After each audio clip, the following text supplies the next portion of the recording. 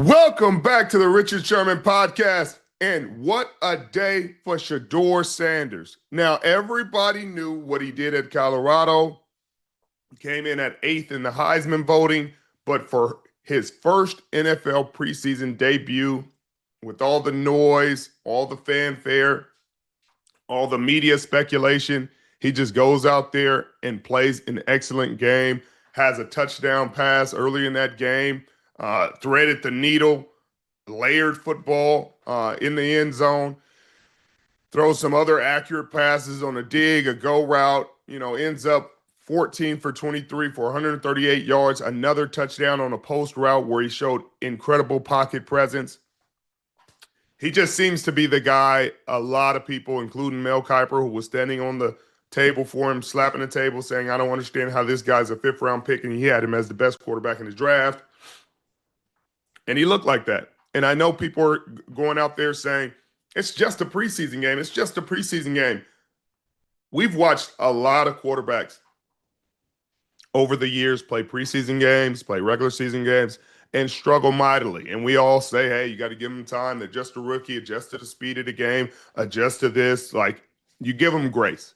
Even if they're the number one pick in the draft, you say, hey, there's an adjustment period. You got to figure things out. Sure, understood.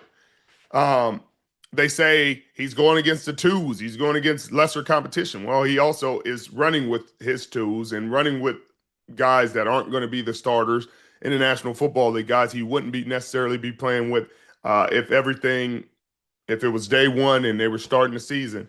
But I thought it was really impressive, the amount of poise that he showed, the command of that offense, the pocket presence. When they were backed up, you didn't see any panic. You didn't see him rushing to get rid of the ball. And a lot of his critics are saying he's holding the ball too long. He's holding the ball, moving in the pocket. These are live reps. So this isn't 7-on-7 where you could say, oh, man, he's holding the ball too long, and that would have been a sack. He's in a live game. So if he's not getting sacked on the play and he's completing passes and he's not holding the ball too long, some plays are longer developing, some plays aren't. But I thought he did a really incredible job, and I'm looking forward to the next game. Kevin Stefanski says he's going to get a lot of reps versus the Philadelphia Eagles. That's a really talented team coming off a Super Bowl win. So that'll be another litmus test for him. But I'm excited. I know, Prime is excited, and Shedeur was very humble after the game, saying the things that he could do better, and he felt like he let his dad down. But I know if I'm Prime and I'm sitting back watching my son, who has been talked about day in and day out, from sun up to sundown, and people saying what he is or what he isn't, what he's set up to fail, whether he's set up to fail or he's set up to succeed, yada, yada. He's not getting enough reps. And he just ignored the noise and went out there and put on a show. And I think I got a lot of respect for that.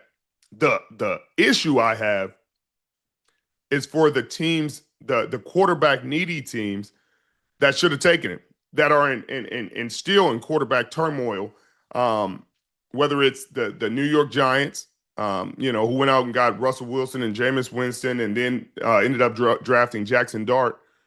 If Jackson Dart goes out there and has a preseason game like Shedeur Sanders does, everybody's going to be screaming for him to start for the New York Giants. It's going to be fanfare. It's going to be all over. It's not going to matter that it's a preseason game. It's not going to matter that it's whatever backups are out there. It's not going to matter at all. And that's the weird narrative that I don't understand, the weird hate that Shedeur gets, that everything matters when it's him. They nitpick every single thing that's on the field when it's him. But if it was another rookie quarterback, first round pick, and he's out there playing well in the preseason and he's doing the things that we expected him to do, and he looks great. He looks like the game's not too big for him. It's not too fast, showing poise. We would be celebrating and saying, man, this is a guy. He's coming into the league prepared. He's coming in the league ready to execute. Like, I can't wait to see him during the regular season because he looks the part. He looks like the guy we thought he was. But for some reason, Shedeur is so polarizing for certain people. And it's like they don't want him to succeed. They want to come up with reasons and excuses why they shouldn't celebrate his success. Hey, the guy's balling. Appreciate it. Enjoy it. He's going to be a good player. He looks like could be a great player, and I think he's surprising some people in the NFL world. And I think they're going to have to trade for him. The Cleveland Browns could run into a scenario where you don't get to see Dillon Gabriel in a preseason game, or you see him in very, very limited reps in a preseason game. You don't get to see Kenny Pickett in a preseason game. Obviously, you have tape on him from, previous NFL stops. You got the tape from Pittsburgh and what he did there. You likely won't see very much of Flacco, but obviously you know what you got in Flacco. And so all you have is the tape that Shedeur Sanders is putting out. And if he gets a lot of reps versus the Philadelphia Eagles, say they go with Flacco first, and then they go with Shedeur Sanders after that, and Dillon Gabriel's still hurt and Kenny Pickett's still hurt. I don't know how severe those hamstring injuries are, but I know they can be nagging even for a quarterback. What do you do when it comes down to cut day? When it comes down to cut day and you're saying, hey, we don't have a ton of film on Dillon Gabriel, but we took him in the third round, so we're not cutting him. Hey, we know Kenny Pickett's a veteran. You want a veteran quarterback to back up your starter. Joe Flacco is at the end of his rope, but, is probably going to have a good season, and he's been really consistent and usually relatively healthy. And so what do you do with Shedeur Sanders? Do you risk trading him to a QB-needy team who made a mistake on draft day and took somebody else? And I'm not talking about the New Orleans Saints, but I'm kind of talking about the New Orleans Saints. Do you trade him to the New Orleans Saints? Do you trade him to the Pittsburgh Steelers, who, after Aaron Rodgers, after this season, I believe he says he's done. What do they have after that? They have Mason Rudolph, who's been there for a while, but you also know he has a ceiling. Can Shedeur Sanders go in there and make an impact and learn from A-Rod and potentially compete for a starting job maybe next year? I know the fanfare will be there. I know that people will come watch the games. I know that the media will follow Shedeur Sanders. If he goes to New Orleans, all of a sudden we're talking about the New Orleans Saints way more than we would be talking about the New Orleans Saints right now without Shedeur Sanders there. So I think those are potential options. Obviously, the Giants, now that they got Jackson Dart and they got all the veterans they got, it's not really a realistic option. Could it be the New York Jets? Obviously, that could be a potential option as a backup, because he's still a rookie and he still needs time to develop. But I just wonder what's going to happen with the Cleveland Browns when cut day happens. What are they going to do? Because if you trade Shedeur and then he goes somewhere else and thrives and has an illustrious NFL career, it just goes on the list of things the Browns did that were terrible decisions. Hey, you drafted the guy, but then you traded him away or you cut him when you knew what you had. And I thought it was interesting something that Haslam said when he said, I didn't want Shedeur Sanders. Andrew Berry drafted him. It's like, I've been watching the NFL for a long time, been around the NFL, played in the NFL, obviously. I don't know many times an owner has just outright said they didn't want a draft pick in the year that the kid was drafted. I don't know many times that's happened where an owner has, during training camp, this isn't late, like maybe years later when things didn't go the way you thought it was, you come out and say, hey, that wasn't a guy I thought we should draft, but I trusted our staff. They went and got him. They evaluated him. They thought it would be a good pick. It didn't work out. Okay, understood. But to come out during training camp and outright say, I didn't want this guy, about a quarterback on your team, a kid that was drafted in this draft class, like, how do you think that makes Shedeur Sanders feel? Now, sure, he's got mental fortitude. He's not going to let it show. He's not going to. But my owner just came out and said, nah, I didn't want you. The GM wanted you, but I wish we would have drafted somebody else. Like, this wasn't even a first-round pick. This fifth-round picks are a lot of times throwaway picks, and this is coming from a fifth-round pick. It's not like you're getting a ton of fifth-round picks that are just, going out and becoming all pros and having illustrious careers and being part of one of the best defenses of all time. No, you're not always getting that. You're not always getting Tom Brady in the sixth round. You're not always getting George Kittle in the fifth round, Cam Chancellor in the fifth round. You're not always getting those things. So for owner to come out and say, I don't think we should have drafted him. I didn't want him. That's really weird. That's really strange because it makes it even harder for them to justify keeping him even if he plays well, because say he plays well and he makes the team. And so by some crazy scenario, he ends up getting meaningful reps and starting games and playing well, then you're going to have to walk that back in such an incredible way. You've already come out and said you don't want this kid. You don't want Shedeur Sanders for no reason. There was it was unprompted. Nobody told you to say it. And I don't think it had any merit. There was no reason. I don't understand the logic in saying that. But congratulations to Shedeur Sanders, and I hope he continues to shine in the preseason. I'm excited for him. I'm excited for him to continue to show he is who he thinks he is. And if he goes out there and does it against the Eagles, I don't know if he'll start again or what the plan is. I know their head coach said he'll get a lot of reps that game. And if he continues to show what he's showing right now, it's going to be an interesting media day and an interesting decision for the Cleveland Browns. But on to another preseason game that had a lot of relevance for me and a lot of relevance for the Seattle area. The Seattle Seahawks played the Las Vegas Raiders. A debut game for Jalen Milroe, who had a really cool game with his legs, with his arm, showed a lot of promise, had a lot of Seahawks fans kind of screaming, hey, this might be the guy. This might be the guy for the future. And is this the time for them to get rid of Drew Lock? I don't know. I'm not the head coach, but it does look like there will be packages in there for Jalen Milroe, and he will factor into this offense and help them win football games. The defense looked solid, made plays. You could see some of the things that make Mike Macdonald both special, both as a play caller and a head coach. It was an interception in the game where they disguised it, went to what looked like two trap. The corner picked the ball off. It was a beautiful play. I can't wait to see more of that and really go into detail breaking those plays down. But it was Pete Carroll's first time back in Seattle as the head coach of an opposing team.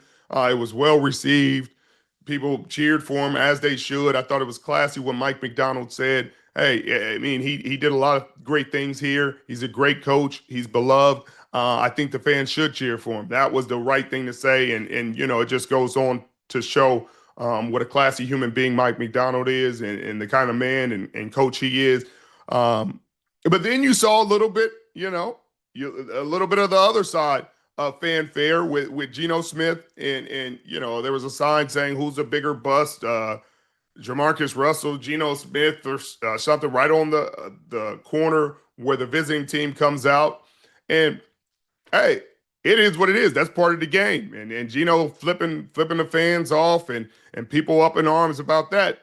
Hey, if you can dish it, you got to be able to receive it. He doesn't owe them what he's supposed to do. Cheer him on and give him a hand and sign the sign. I don't think that's how it's going.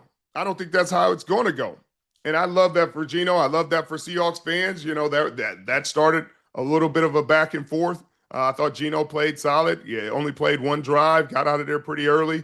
But that was fun. That was fun. That's what sports is about, being able to go, you're the opposing team. They can give you a little crap and you can give it back. That's fun. I thought it was great the way Pete showed love to all the former players, all his former players, and they showed love back to him. It was a beautiful moment. I think it made everything easier that this was a preseason game and not a regular season game, because I think during a regular season game, if it was happening like that, it wouldn't have been as sweet. It's not as sweet.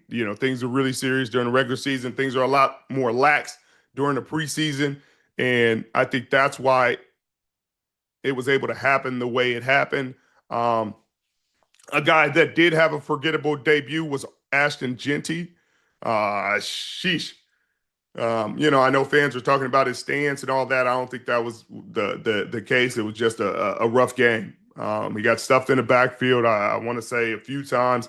And, yeah, I don't think he had to run over 3 yards. But this is the National Football League.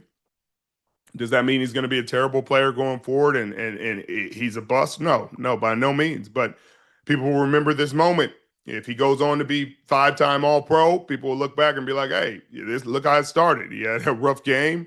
Um, the rough debut, had to figure himself out, had to find himself, and he ended up being the player we all thought he could be. But woof, that was rough. A guy that's turning heads at Seahawks camp, and a guy whose name I'm hearing repeatedly over and over is Torrey Horton.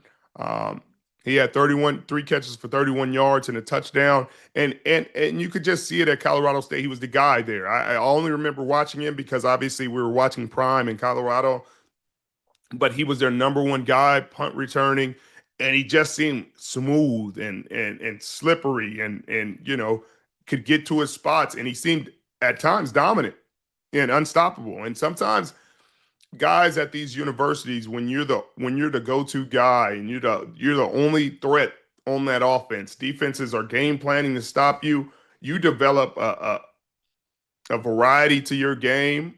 You develop really quickly, and you're able to understand how to get to your spots, how to be consistent, how to catch consistently, get open consistently, and be the guy. And I think that's what makes him special. He's a guy that has been the number one receiver for his team for a few years.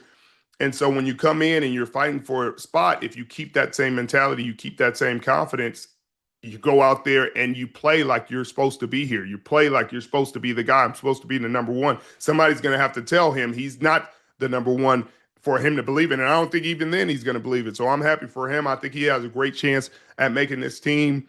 Apparently Marshawn is a photographer now, so you can add that to his resume of things he's doing. He's a photographer. He's an actor. He's in commercials. He's on Amazon Prime. He's likely a Hall of Fame running back. If they don't put him in a Hall, I don't think none of us going in. But that was fun to see. It was fun to see Marshawn out there. Obviously, Mike B and Cliff and all the guys did a great job in the broadcast. That was fun to see. But Pete's first game back, I think, was a success. And, of course, it all ends in a tie, and they blocked the field goal at the end. I said, of course. There's no other way this game could have ended. But I'm looking forward to seeing more of those exotic looks from Mike McDonald and his defense. And I can't wait to give you guys a film breakdown of it when I get a chance. Moving on, we're moving on to the San Francisco 49ers and what they're doing up there in Santa Clara. They had joint practices with the Denver Broncos, and from what I understand, Denver Broncos dominated early. And they're the number one defense in the land, and I think that's hardly debatable. Best corner in the National Football League in Patrick Surtain. They have a really elite defensive line, and they do a great job playing man-to-man coverage, two-man trap. And they have corners that can do it in Surtain and Riley Moss, and I think they're gonna continue to be one of the best defenses in football. But then you look up on the other side and you see the San Francisco 49ers found a way. Brock Purdy, they said he started to move the ball and started to find his spots. Obviously, that receiving core is really banged up, but you still have George Kittle. You still have Ricky Pearsall. You still have Christian McCaffrey, who was obviously from the Denver area and made some huge plays in practice and really helped open things up. So that's good to hear from both sides. I'm looking forward to that game happening today. It's Saturday. And seeing how both teams perform. I would imagine Kyle's going to play the starters for a little while, but not as much as they're going to play in the next game. But that's a story to watch. Upton Stout is a guy who showed up when I went out there for training camp and has continued to show up in these joint practices with the Denver Broncos. I got a feeling he's going to make this team, and not only make this team, but really battle for a starting spot and play meaningful snaps for this football team. He's a guy that the moment's not too big for. He's sticky, he's scrappy. He believes he belongs. The 49ers put out a clip of him, in one-on-ones, intercepting a football. And I don't think everybody understands that one-on-ones are an offensive drill, as much of an offensive drill as there ever has existed. There's nothing but open space. The quarterback has no D-line, no rush, no nothing. There's no help. There's no There's nobody in the way. You don't have to wait for windows to open. The receiver can just literally run from one side of the field to the other side of the field and then turn around and run back to the other side of the field, and nobody's going to stop him. So for him to thrive in that environment was really cool to see. I think he's a guy that fans should keep an eye out for. He's definitely a guy who's gonna pop out on tape today. I'm sure. Obviously, the game hasn't happened yet, but I would imagine he's going to be a guy that makes some huge plays today. Lynch is comparing Upton Stout to Ronde Barber. That's some high praise. That's some really high praise from a guy who played with Ronde Barber on one of the best defenses in the history of the National Football League. So, hey, if John Lynch is saying it, I think we gotta. You at least gotta take heed to what he's saying, and we got to see it. We got to see it, and I can't wait to see it. Davante Adams in L.A. is going to be he's an issue everywhere. He's an issue everywhere he's played. He's a problem. He's a dominant receiver who has a really unique skill set, and he's a master at his craft, and has only gotten better with time. But my God, that clip of him versus the Dallas defense in practice. People had told me what happened. I was talking to Andrew Whitworth, who's really, really tied in with the Rams, and he said Davante Adams might have had 400 yards in that practice. And I was like, I hear you, but Davante's cooking, but he ain't getting them like that. And then you see the highlights, and you're like, yeesh, my God. I mean, obviously, the Dallas Cowboys defense could have played that better in some respects, but Davante Adams is a dog, and he may be on his way to an all-pro season on the opposite side of Puka Nacua, because you're going to have to game plan for Puka Nacua. I'm sure that there's going to be very few times that Matt Stafford misses him. So this is going to be a really fun offense to watch. I thought the San Francisco 49ers should have had a shot at him. I think he heard him out. They didn't offer him enough money. I'm sure hindsight is 2020, and Kyle, with the injuries they have and how things are going at receiver for the San Francisco 49ers, they would love to have him, but they don't have the money to pay him what the Rams are paying him. So that's unfortunate. In other news, apparently the NFL is trying to ban smelling salts. I don't think that's going to happen. I think it's one of those things that the NFL is trying to do to make sure that they protect themselves and from liability, and not let the doctors or the training staff give it to the players, because a player can say, hey, they gave me this and it masked my concussion symptoms, et cetera, et cetera. But hey, that's how players get hyped. That's how players have gotten ready to play for a very, very, very long time. I don't know how long. I can't say 30, 40, maybe 50 years. I don't know how far it goes back, but it goes back far. And those smelling salts get you going. They get you going every single time. And you got guys that depend on them, guys that every single drive, you get it and you're ready to play. And so I don't think that's going to be a big issue. I think it's a small story that became a big story, and it's going to go away pretty quick, because guys are going to continue to use smelling salts. You're going to still see you might just see another player holding it, whether it's a practice squad guy or a guy that's injured, carrying it around. But guys are going to get the smelling salt, and they're going to be ready to play, because that helps with their performance and helps them get their mind right and ready to play in the National Football League. So I think it's a non-story. I'm looking forward to the games today. As always, I appreciate you joining me. You could be anywhere in the world, but you're here with us. And hit that sub button if you're new. We'll see you next time.